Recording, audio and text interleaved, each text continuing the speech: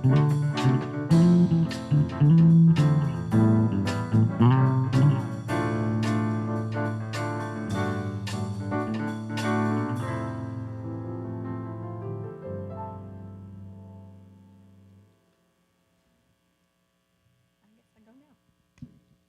morning. Welcome to Unity of Richmond. We are so happy to have you here.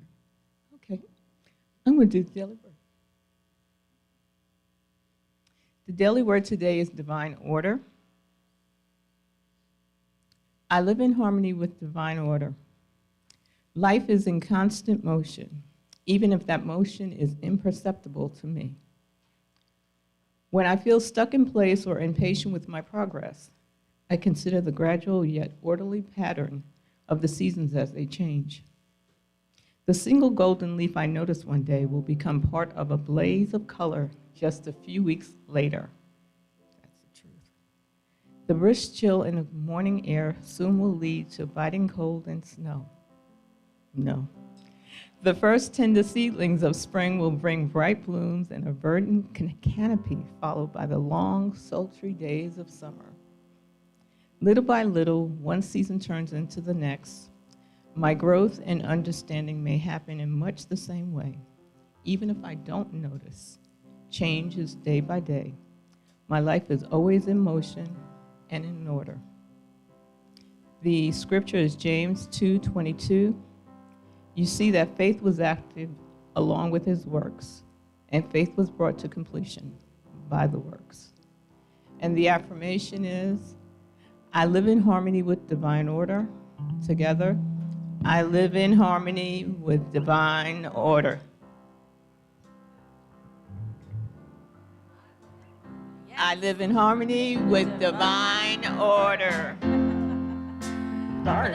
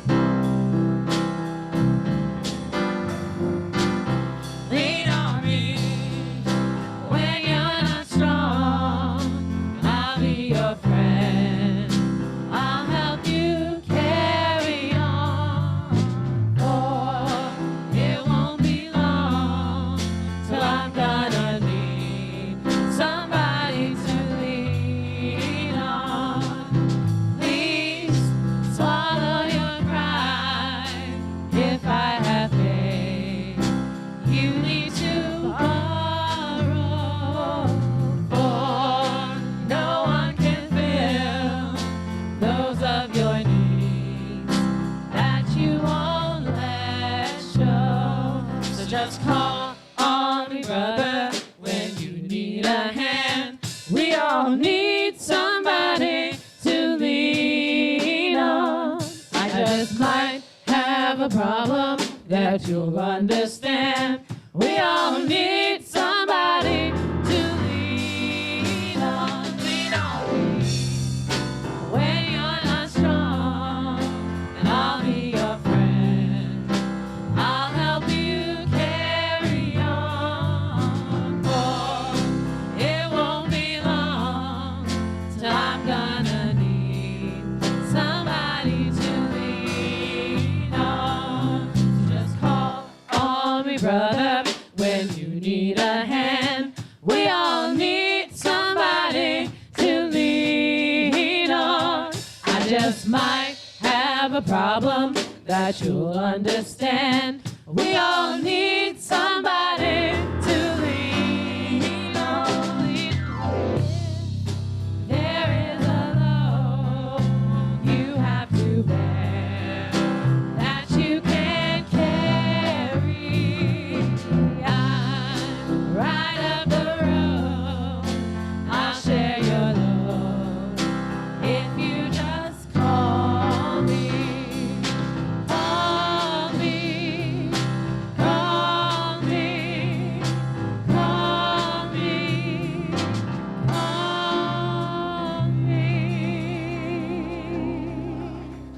And how about our band this morning?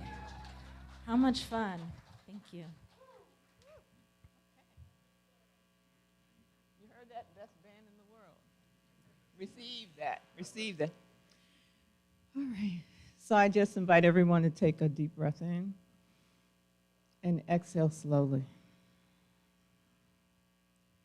We allow ourselves to be present in this now moment, and we give great thanks, Spirit, for this moment, for this divine appointment. For we all have agreed here to be at this time, in this place, doing this thing together. And we know that there is only oneness. There is no separation. And we just give thanks for each person here, for Valerie's message and all the components of the service today, for we know that we will be richly blessed by it, and we will be a blessing to others just because we've been here this morning. And so it is. Amen.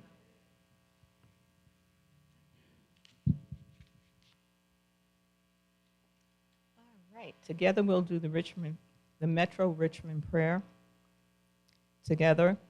We pray for the families of metropolitan Richmond, for single-parent families, adoptive families, foster families, and for households that are community of friends, for elderly persons living in their own homes, in retirement communities, and in nursing institutions.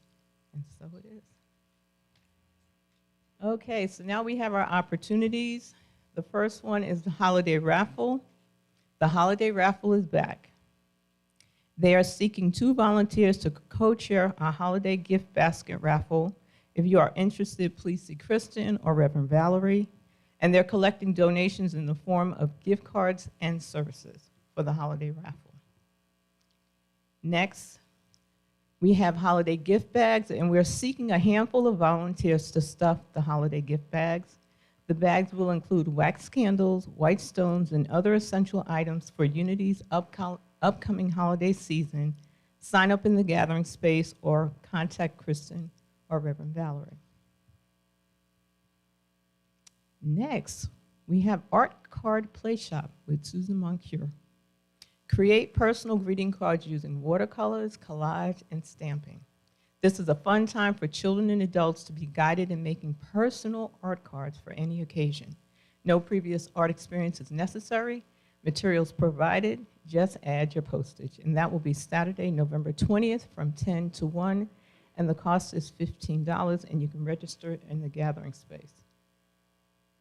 Next, we have the Art Pop-Up, a Unity RVA holiday tradition.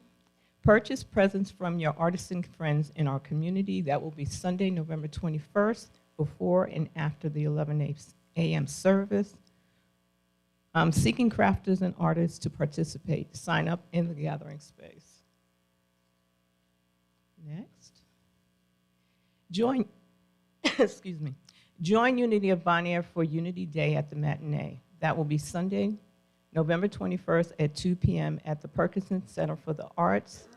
The Illumin Theater, under the direction of Julie Fulcher Davis, is producing 6 dance lessons in 6 weeks. Groups of 10 or more are $28 per ticket. Valerie, where do they sign up or find out? So I guess you'll contact Kristen or Reverend Valorie to let them know about the 6 dance lessons in 6 weeks. And next, we have our holiday decorating party, which will be Saturday, November 27th, beginning at 10 a.m. We're looking for volunteers to sign up in the gathering space. Extend a pair of helping hands or 2 this holiday season by joining us to beautify our beloved church for the Advent and Christmas season. And next, we will have Reverend Valley come up and finish up the opportunities.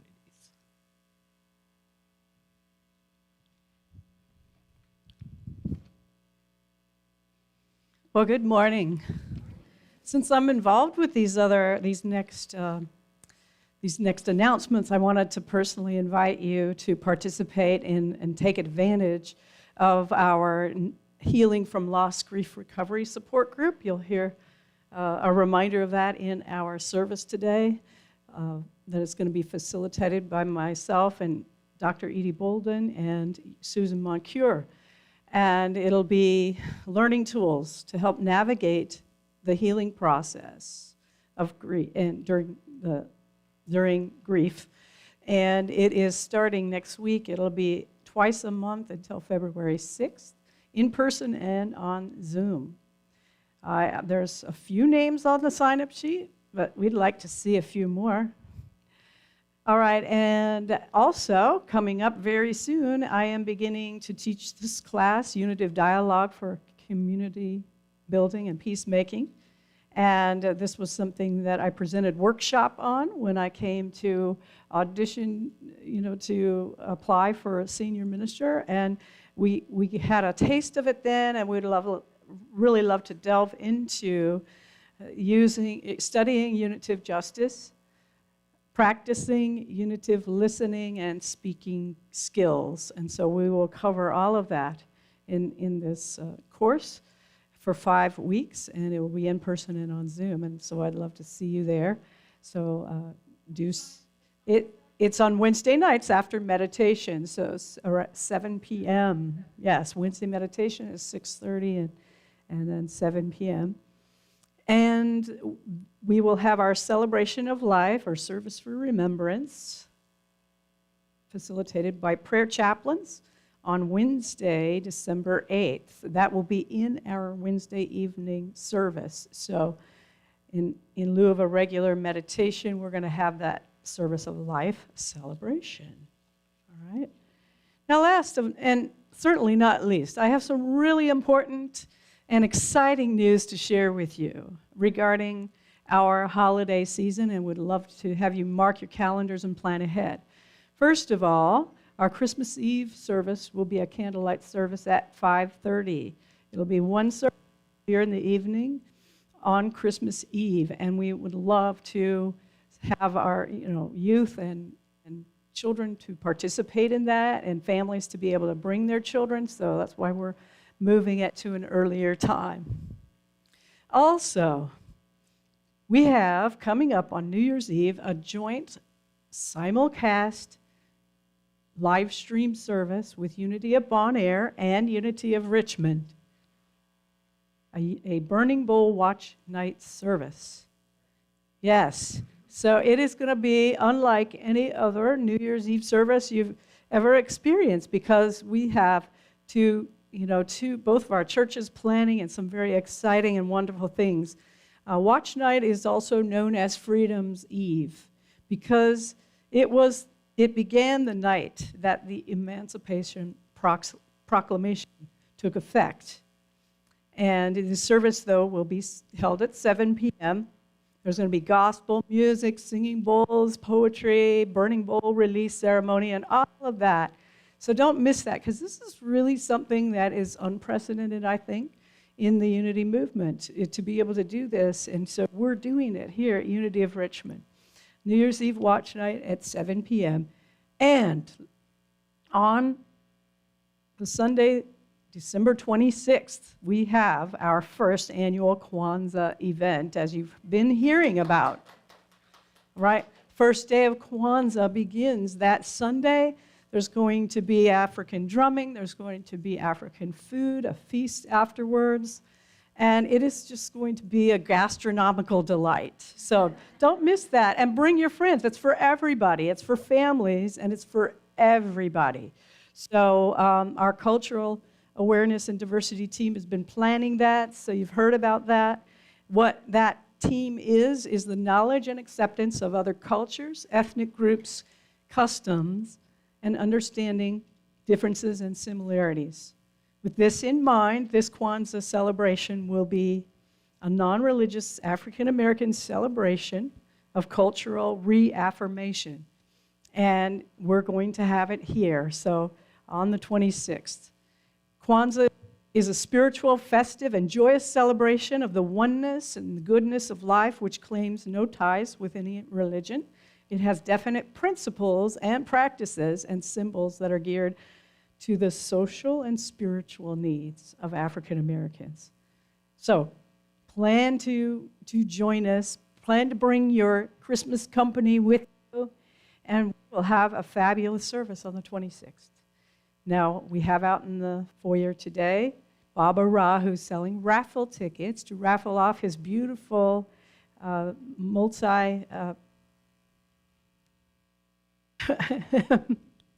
media. Yeah, that's what I was looking for.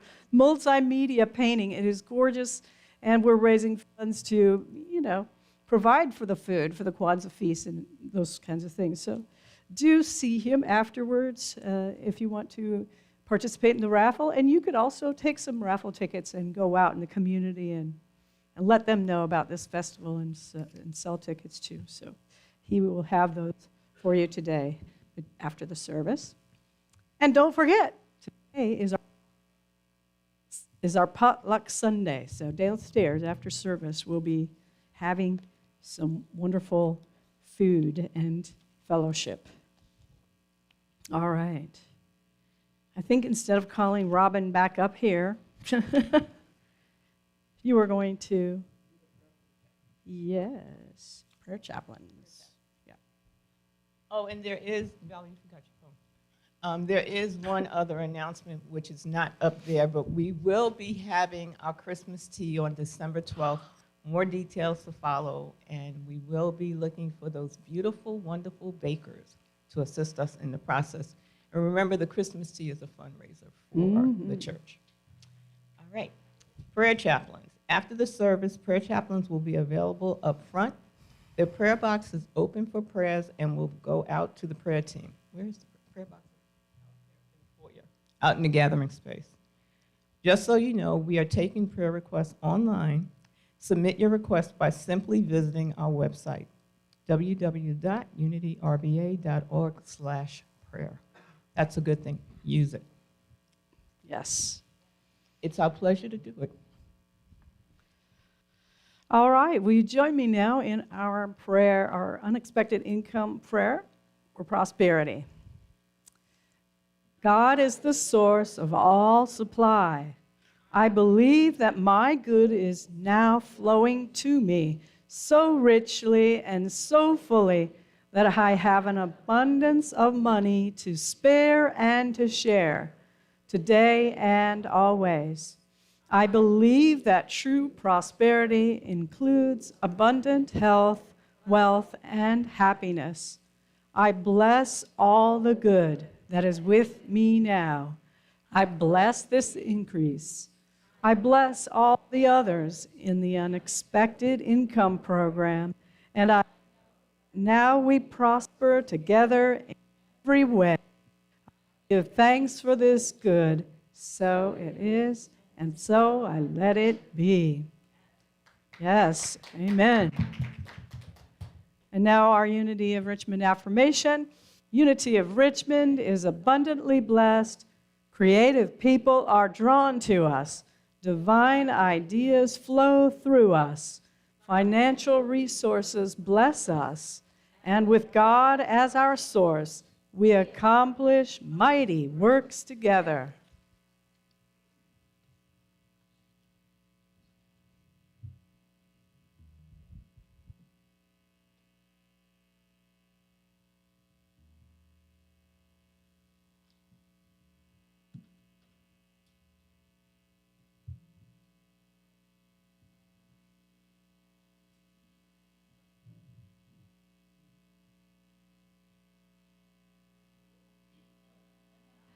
Good morning, beloveds. I have special guests here today, and I think it's making me a little nervous. My grandmother is here.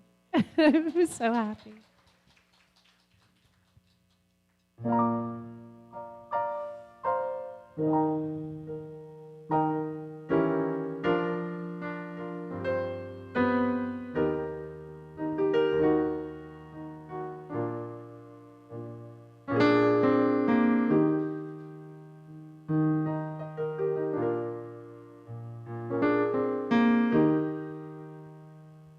When you're weary, feeling small, when tears are in your eyes, I will dry them all.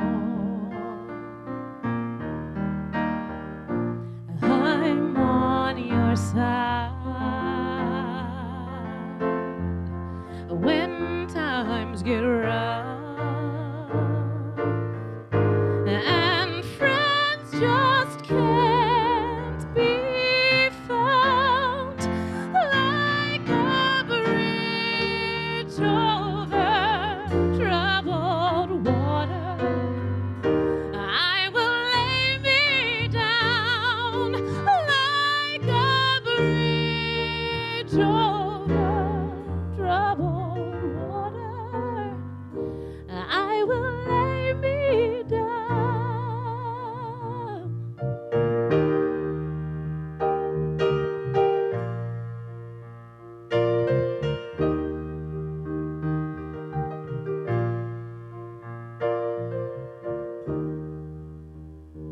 When you're down and out,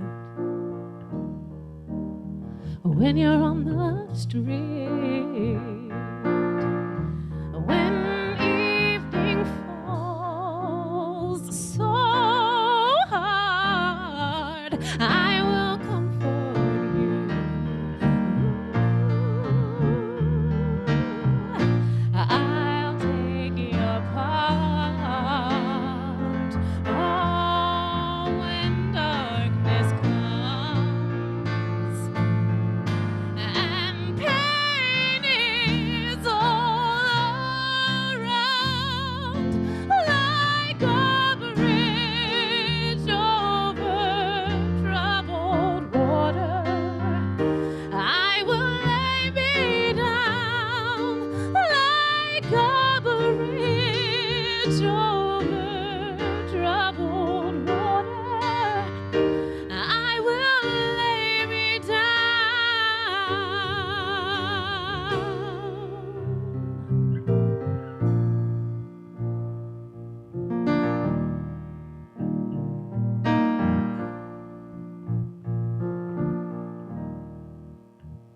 Sail on, silver girl, sail on by. Your time has come to shine. All your dreams are on their way. I'm on your side. Oh, when you need a friend, I'm sailing right behind, like a bridge over troubled water. I will ease your mind, like a bridge over troubled water. I will ease your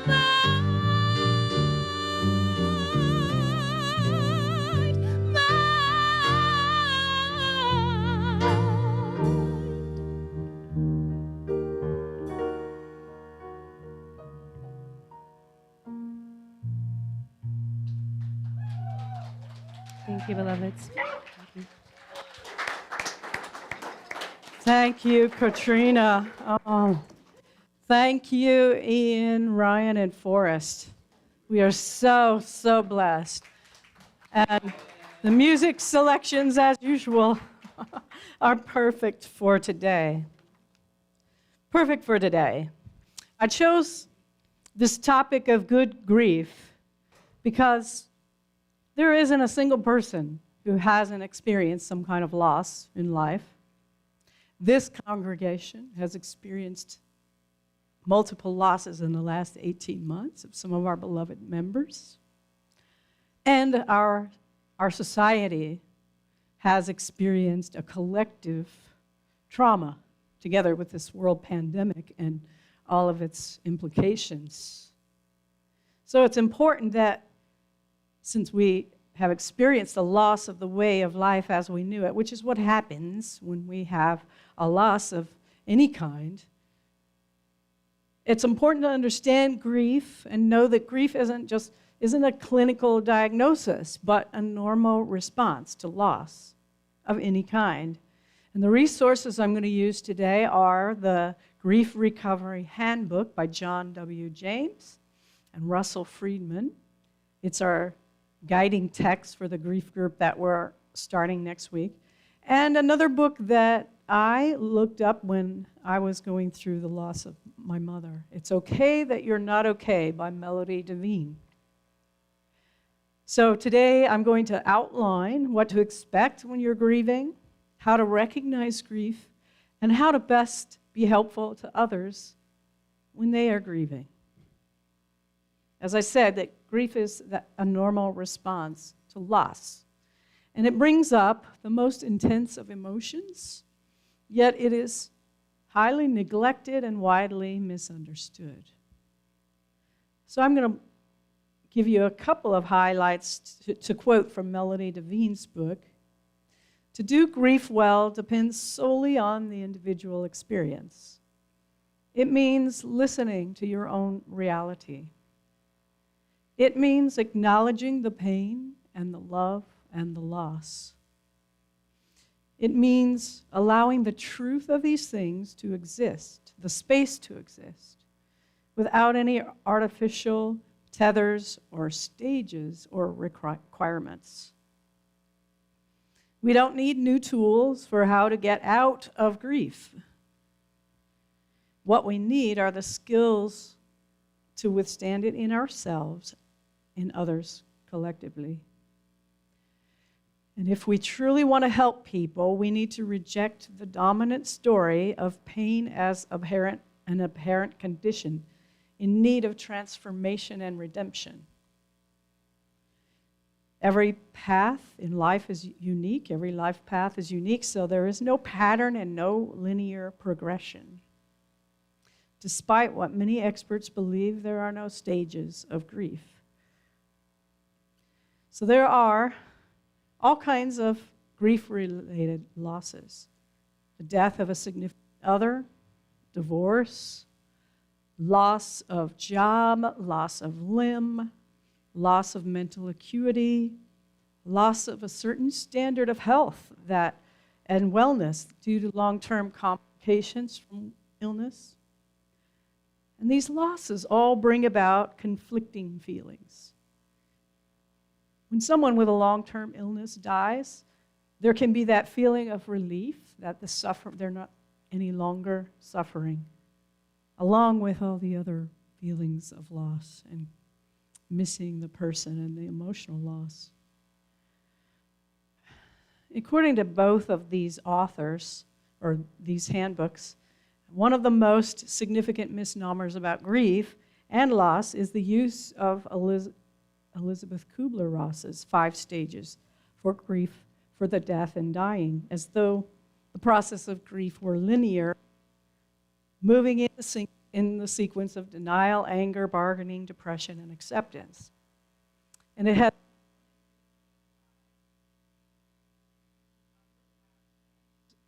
of human emotion, which should not be looked at in terms of stages, according to the Grief Handbook. The symptoms of grief can affect us in all areas of our life, just physically, emotionally, mentally, and spiritually.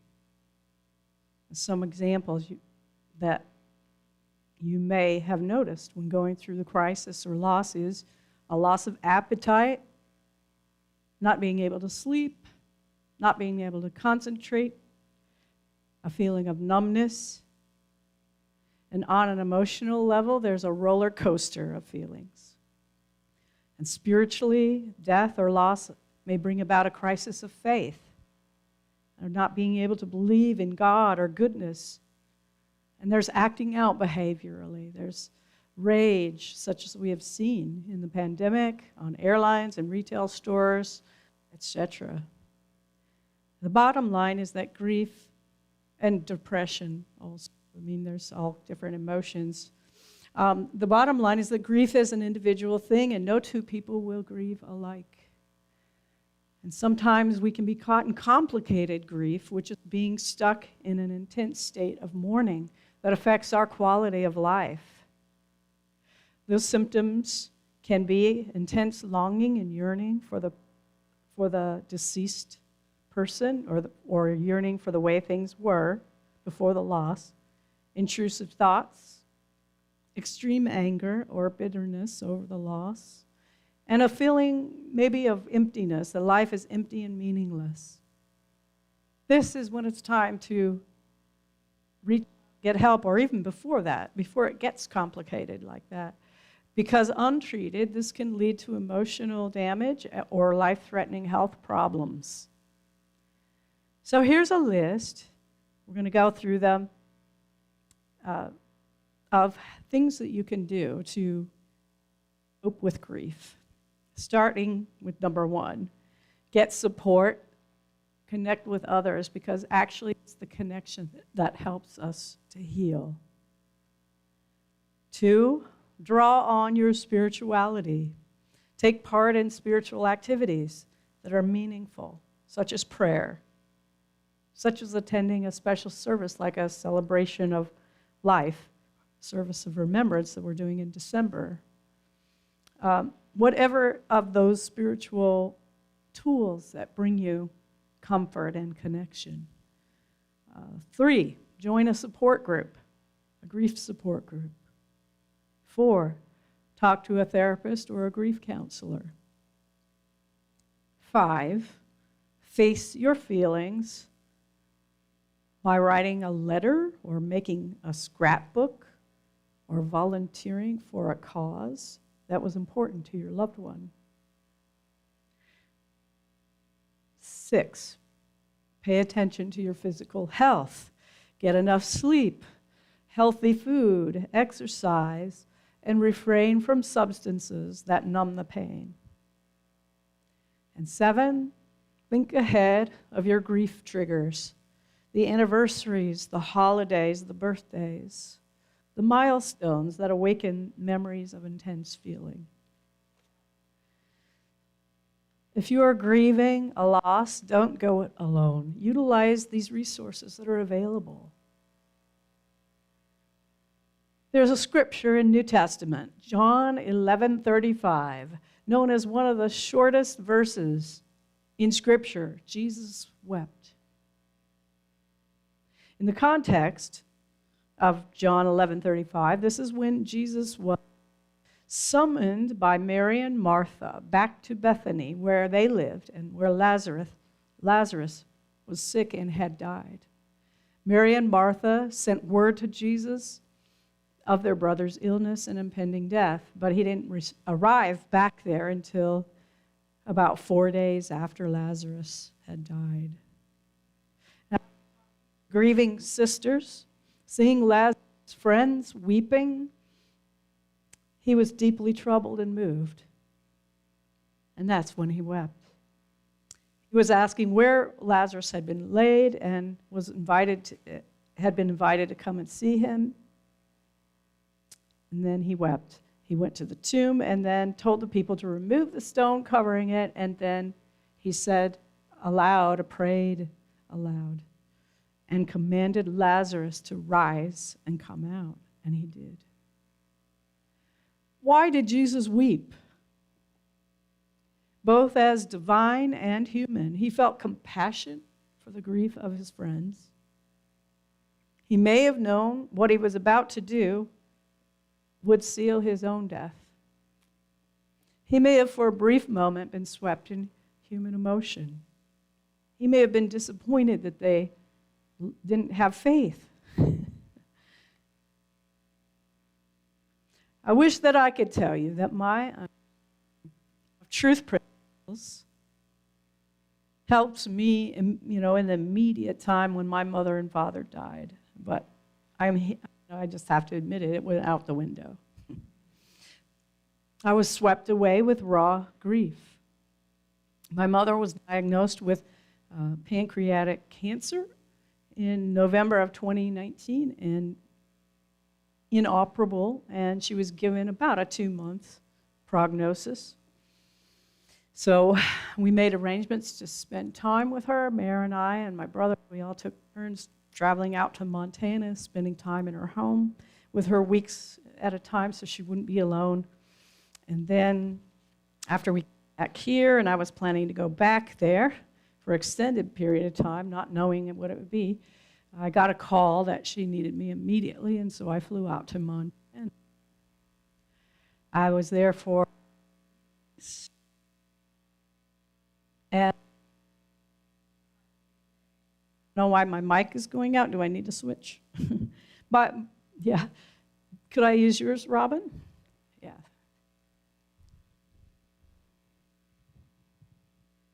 All right. So by the third day after flying back to Montana to see my mom, we were getting ready to watch on Netflix Anne of Green Gables, or Anne with an E. And she went into cardiac arrest and died. And it was everything that I could. I had to stop myself from doing CPR because I knew she had a DNR. I knew she said she was ready to go in our conversations that we had. She had made peace. But I wanted her around a bit longer.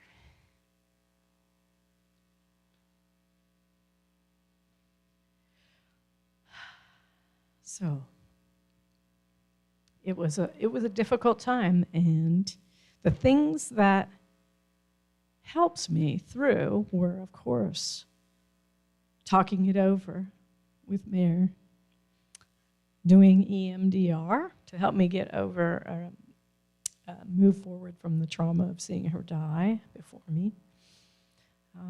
Became educated in grief and what I could expect from that experience. And of course, my community. Lean on me, right? When you're not strong. That's what you do. That's what I did. So then I came back to Richmond and went to work at Unity of Bon Air with everyone else who kept, we were adjusting as church leadership to keep the church going, to adapt, and to continue to serve the congregation through the COVID shutdown. Now, I just want to say, your staff, Richard Bunch, former minister, and the board deserve recognition for that, because that was no easy task, right? Keep going through the pandemic and showing up while we're going through it too, So after several months of that, it did occur to me that I had been so busy with work that I didn't take the time to grieve. And I woke up one night after a dream that my mother was in, sobbing with tears when I woke up because it was lucid. I knew she was no longer with me in the physical realm. So what helped me again were all of the resources that were available. There was a Compassus hospice kept in touch and sending pamphlets that I read and doing the work, writing. I think I wrote in my journal about it and everything. And during the night that she had died, I played a song over and over again, "It Is Well With My Soul," to get me through the night.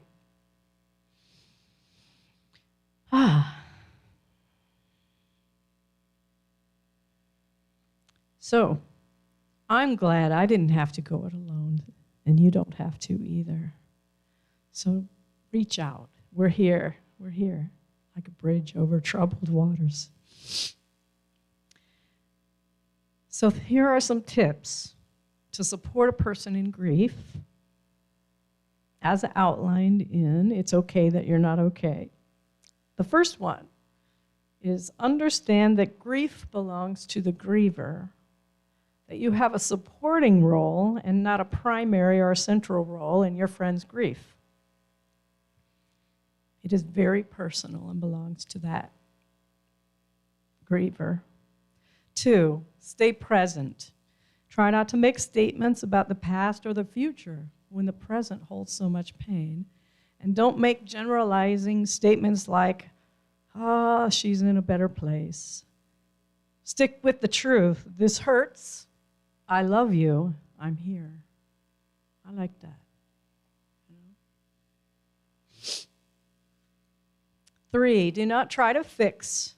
The loss cannot be fixed or resolved. And it's a relief to have a friend who doesn't try to take the pain away. In fact, that can be kind of annoying. Number 4, be willing to witness the pain. I spoke some time back about the Jewish practice of sitting Shiva with the mourning, where the family gets together and sits with the bereaved quietly. They don't talk, they don't have conversation, they're just there sitting until they're ready. And then number 5, remember it's not about you. Don't take anything personally from your grieving friend. You may feel ignored or not appreciated, but your friend's not going to have the energy or be able to show up very well in that time. 6, anticipate, don't ask. So if you say, call me if you need anything, which we commonly do because we want to be helpful, right? But they're not always going to call because they either, 1, can't identify a need, or they just don't have the energy to expend. You could anticipate things, though, like I'll come by and walk your dog, or I'll take your recycling to the curb on Tuesday. Those kinds of things. Number 7, do the recurring things. Support in small, ordinary ways, like shovel the snow, rake the leaves, but don't do anything irreversible, like wash the last piece of clothing that belonged to the deceased loved one. Tackle projects together, number 8, like shopping or mortuary visits or packing or sorting when asked. And you can just, go there and sit and be with the person. I know that you all know how to do that and have done it. Run interference, number 9. You could be a designated point person, of course, to field the inundation of calls and well-wishers. And 10, educate and advocate. If someone asks, you can normalize grief like, well, she's having good moments and bad or worse moments, and it's going to be like that for a while. And the 11th, just love them. Be willing to show up, not have the answers, to listen and be present. To process grief and the swirl of emotions, it is important to keep working with our spiritual practices, to keep turning toward that wholeness of presence, no matter what. The story of Jesus resurrecting Lazarus teaches us that our human consciousness can be raised by Christ consciousness. Lazarus is that aspect of ourselves when we're caught up in those emotions and human condition and totally helpless, but yet open and ready to be awakened. Our container can expand, or it needs to expand when we feel stuck or caught in complicated grief. So here's a Zen story for you. There was a young student monk studying with his Zen master, and he came to his master and he said, I've really been struggling with depression. I've been feeling sad, and I just can't seem to shake it. I need help. And so the Zen master took the man up for a drive to a mountain lake.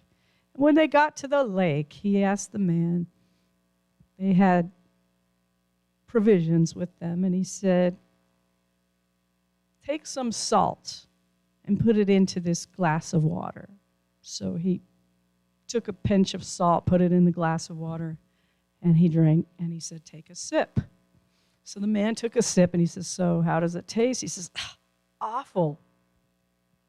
So then they walked up to the edge of a lake, and he said, now, put some of that salt in the lake. And he did. And then and then he instructed the young man to take a drink from the lake. And so he did. And he took a drink from the lake, and then the master said, "So how does that taste?" As it was dripping down his chin, he said, it tastes pretty good. It tastes fine. And so then the master said to him, as they sat next to the lake, "The pain of life is salt, pure salt, no more, no less. The amount of pain in life remains the same, exactly the same, but the amount that we taste the pain depends on the container that we put it into. So when you are in pain, the only thing that you can do is enlarge your sense of things. Stop being a glass and become a lake." Friends, no matter what losses or no matter where you are in your grief process, remember, spirit is the lake. You are in that lake. You are spirit. And instead of containing your grief in a glass, become the lake. So if you're suffering from grief and you don't know you don't have to go it alone, here are some resources that you can use. I listed some. Grief support groups. There's one here. On Sundays, there's a lot online available, and there are groups on Facebook. I've seen some grief groups there. We have some unity outreach booklets that are also very good for bereavement. There's all kinds of books and things you can read about. And if your loved ones were in hospice or you were connected to those programs, they have follow-up pamphlets and follow-up that they provide after the person passes.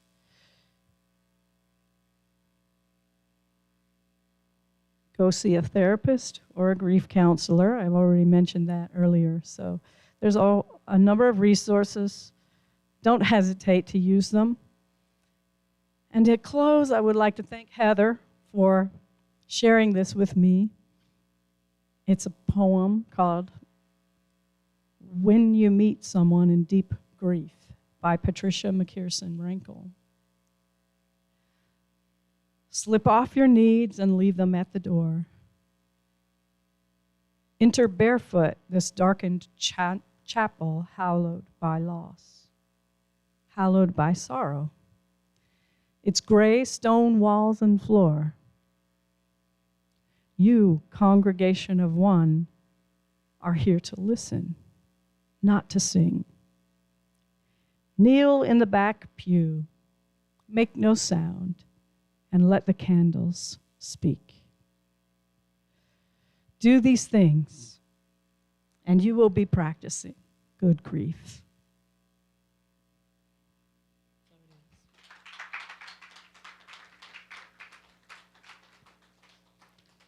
And now Robin's going to lead us in meditation.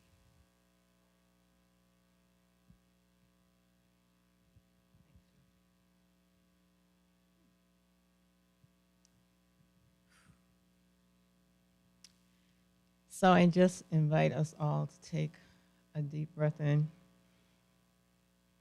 and let it out slowly.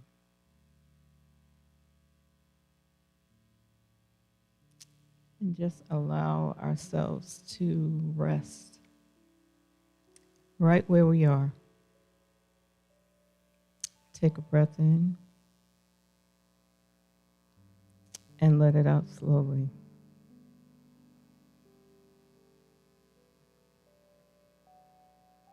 We have all experienced some loss in our life.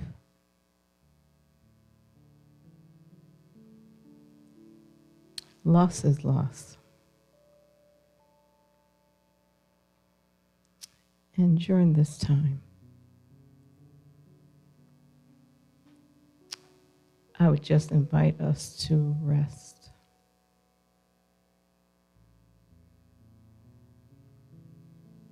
Take a breath in and exhale slowly.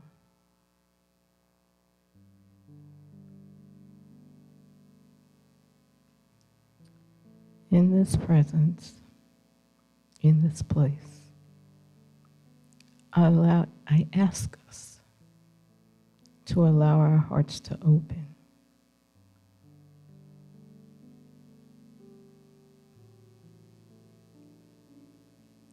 Allow our hearts to open.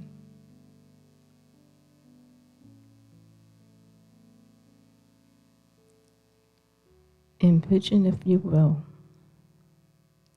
the light of God just surrounding you, enfolding you. Knowing that in loss, Spirit is always present. We may not see it. We may not even be aware of it. But Spirit is always present.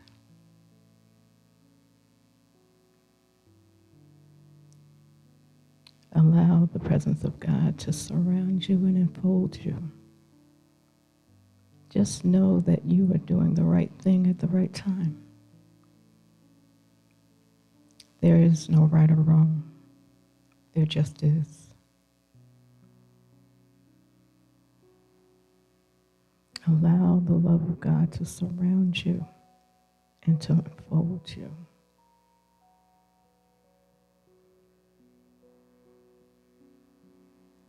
It's as Valorie said, it's the lake. Immerse yourself in that love. Know that you do not go through this alone.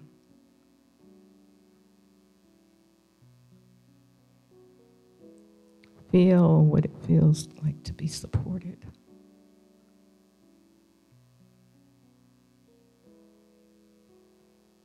Imagine, just imagine what that feels like.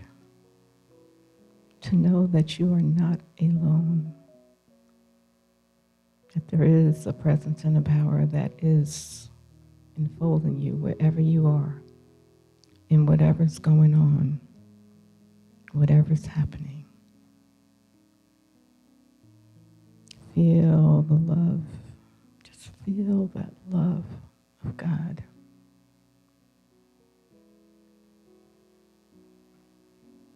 God shows up in the strangest spaces, in the strangest places.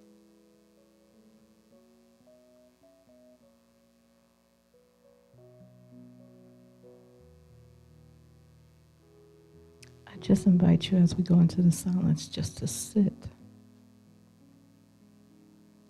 with that imagined thought of feeling totally supported and fully loved, no matter what.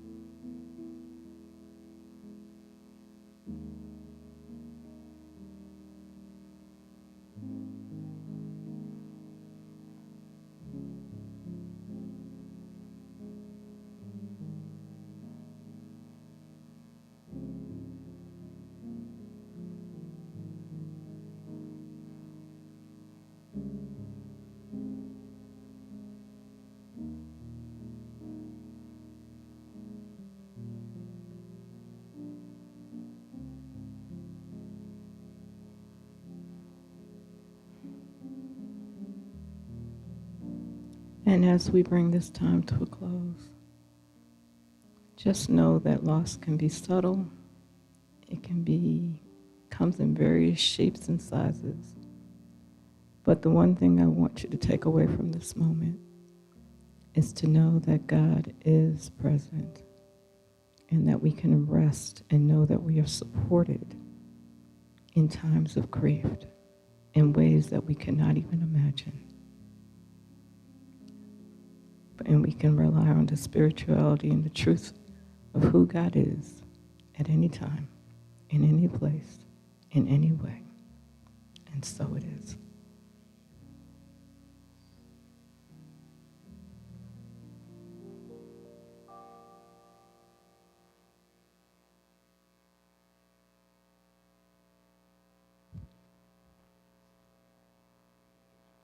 Thank you, Robin. That was beautiful. Thank you. Very centering. Time to thank our music team, Ryan and Forrest and Ian and Katrina, and call Katrina back up here. And our sound team in the back, Bernice and Rich and Tasha. Yes. And Kristen, who's downstairs, and Debbie, and we have Ruth with our youth. Ha! It rhymes. All right. So it's now time for the ushers to come forward, and we will say our prosperity blessing together. And thank you to those of you who are online, those who are already giving automatically. We just bless you, and we gratefully receive your gifts. So today, let us say our affirmation, divine love, expressing through me, blesses and multiplies all that I am, all that I have, all that I give, and all that I receive, and I am grateful. It's a really old city, stuck between the dead and the living. So I thought to myself, sitting on a graveyard shelf, as the echo of heartbeats in the ground below my feet filled a cemetery in the center of Queens. I started running the maze of the names and the dates, some older than others, skyscrapers, little tombstone brothers, with Manhattan behind her, 3 million stunning reminders filled a cemetery in the center of Queens. You said, remember that life is not meant to be wasted. We can always be chasing the sun. So fill up your lungs and just run, but always be chasing the sun. So how do you do it? With just words and just music, capture the feeling that my earth is somebody's ceiling. Can I deliver in sound the weight of the ground in a cemetery in the center of Queens? There's a history through her, sent to us as a gift from the future, to show us the truth. More than that, it's to dare us to move and to open our eyes and to learn from the signs in a cemetery in the center of Queens. You said, remember that life is not meant to be wasted. We can always be chasing the sun. So fill up your lungs and just run, but always be chasing the sun. All we can do is try.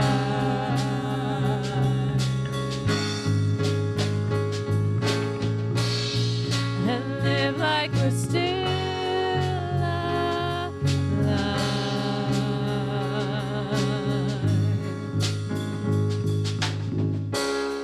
It's a really old city, stuck between the dead and the living. So I thought to myself, sitting on a graveyard shelf, and the gift of my heartbeat, it sounds like a symphony played by a cemetery in the center of Queens. You said, remember that life is not fit to be wasted. We can always be chasing the sun. So fill up your lungs and just run. But always be chasing the sun. All we can do is try.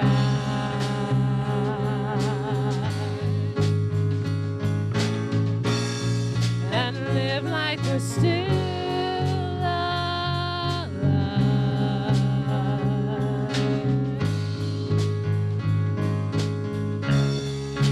all we can do is try.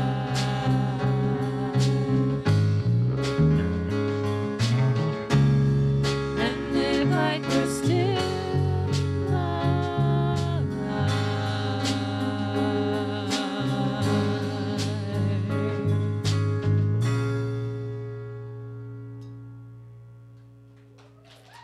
Thank you, beloveds. Beautiful, beautiful. Thank you. Thank you. And so we bless and give thanks for these gifts that will support our mission of creating a spiritually awakened world. And now I want to point out, we're doing our prayer for protection today with a little change or addition. So make sure you pay close attention as we say the prayer for protection. The light of God surrounds us. We are light. The love of God enfolds us. We are love. The power of God protects us. We are power. The presence of God watches over us. We are presence. Wherever we are, God is. We are divine.